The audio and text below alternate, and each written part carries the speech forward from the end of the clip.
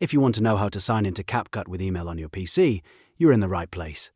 In this quick tutorial, I'll show you the simple steps to log in, connect your account, and get back to editing in just a minute. This is a really useful process if you want to sync your projects, save your work, and make sure your CapCut account is connected properly. If this video helps you out, make sure to hit the like button and subscribe for more easy tutorials like this. Alright, let's get started. First, open CapCut on your PC and wait for the app to fully load. Once you're on the main screen, look to the top left corner and click Sign In. This is where you'll begin the login process. After that, a sign-in window will appear with a few different options. From here, select Continue with Gmail. CapCut uses your Google account to make signing in fast and simple, so this is the option you want if your email is linked to Google. Next, you'll see a Google sign-in screen. Choose the email account you want to use with CapCut. If you're already signed into more than one Google account, make sure you pick the correct one.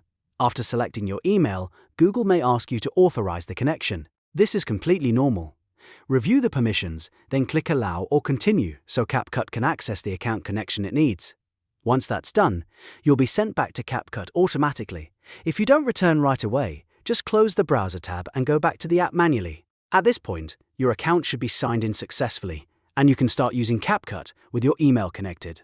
If the login worked, you should now have access to your profile and any synced features tied to your account. And that's it.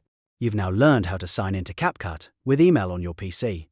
It only takes a few steps once you know where to click. If this tutorial helped, please give it a thumbs up and subscribe for more CapCut guides, app tutorials, and easy how-to videos. Thanks for watching, and I'll see you in the next one.